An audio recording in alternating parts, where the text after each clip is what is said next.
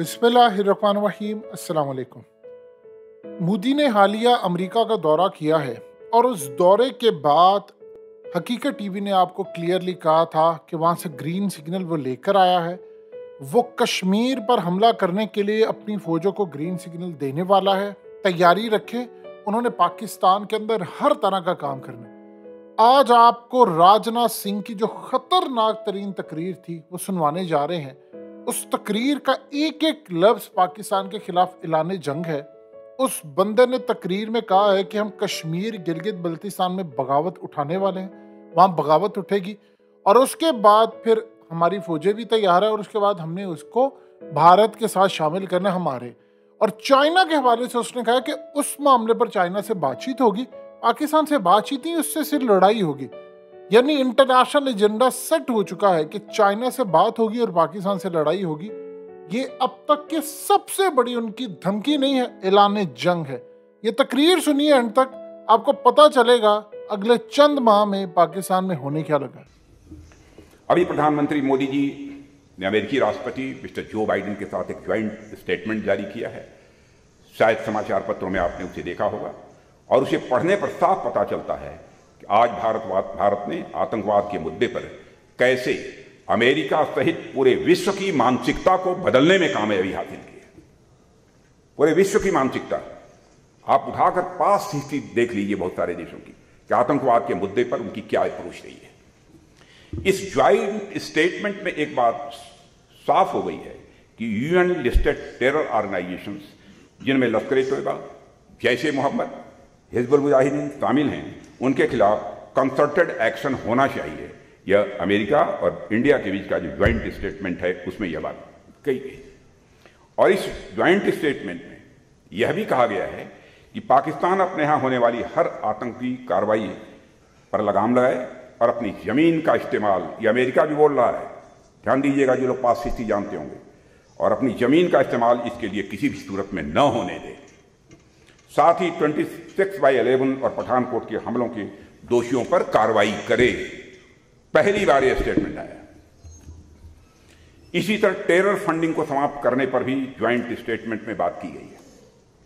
यह छोटी कामयाबी नहीं है, क्योंकि इससे सिद्ध हो गया है कि भारत जो कुछ भी पाकिस्तान प्रायोजित आतंकवाद को खत्म करने के लिए कर रहा है वह सही दिशा में जा रहा है।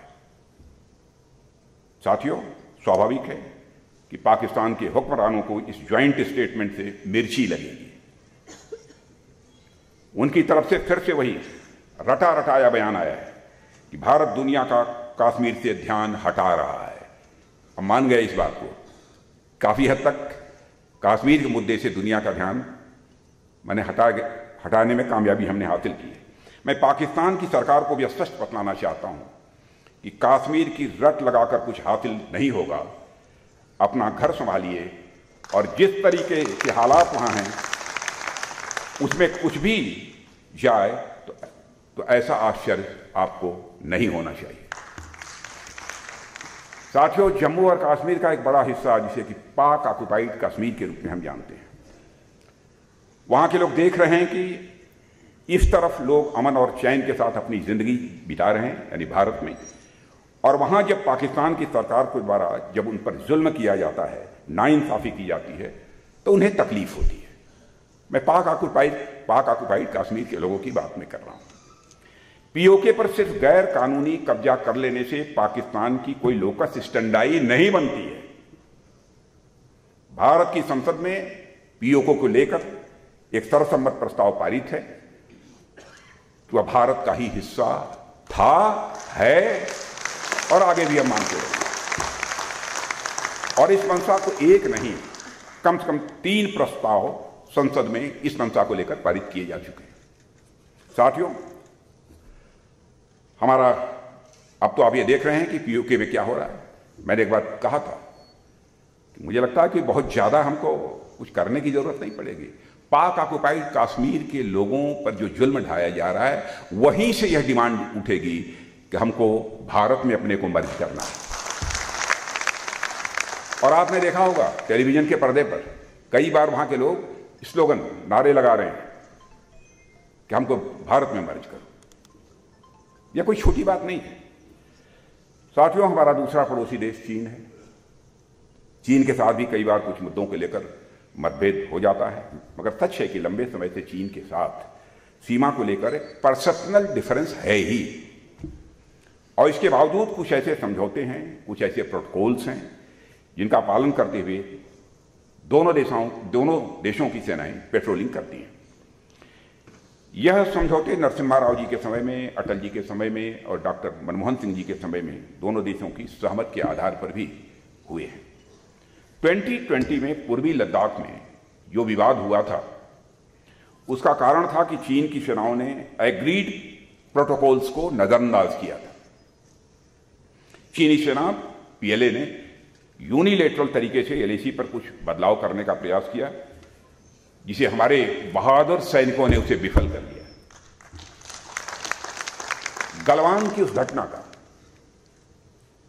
घटना का भी मैं जिक्र करना चाहूंगा कि उस घटना को 3 वर्ष गुजर चुके हैं, मगर जिस शौर्य पराक्रम के साथ साथ संयम का परिचय भी हमारी भारतीय सेना ने दिया है, वह देश कभी भूल नहीं सकता। बहनों भाइयों, मैं देश का रक्षा मंत्री होने के नाते में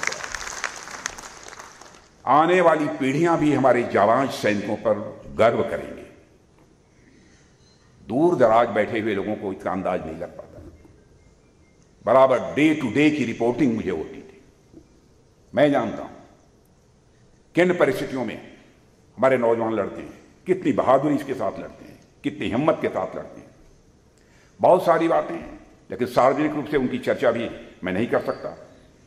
मगर इतना मैं जरूर कहूंगा कि जब भी गलवान का इतिहास लिखा जाएगा, तब पूरा देश हमारे सेना के जवानों के शौर्य और पराक्रम पर गर्व करेगा। मेरे बहनों भाइयों, यह बात मैं पूरे विश्वास के साथ आपके सामने कहना चाहता हूं।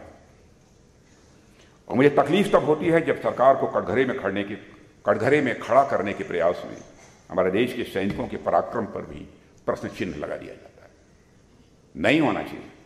भारतीय सेनाओं की प्रतिष्ठा, उनकी बहादुरी और उनकी निष्ठा पर भारतवासियों को नाज है। रहा सवाल चीन के कब्जे का, तो मैं यहां फिर से दोहराना चाहूंगा, 2013 के बाद एलएसी से सटी भारतीय सीमा पर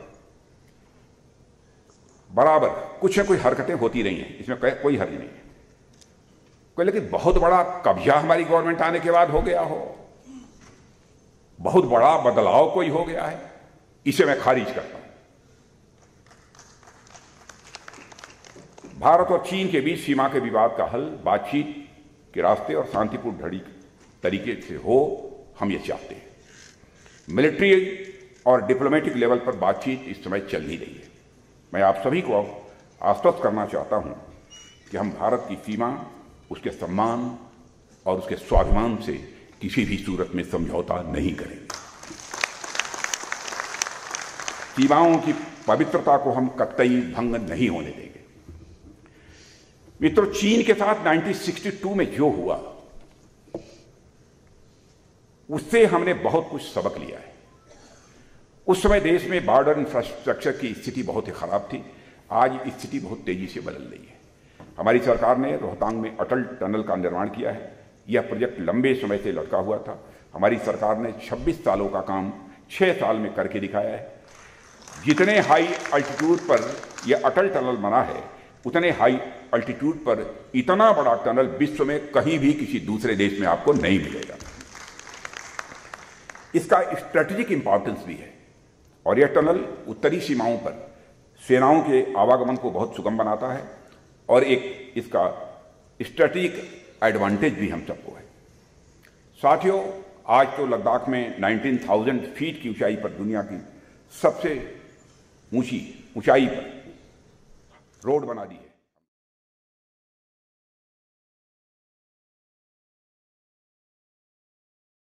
हकीकत टीवी को सब्सक्राइब करना मत भूलें। वीडियो को लाइक करें, शेयर करें और कमेंट सेक्शन में अपनी राय का इजहार जरूर करें।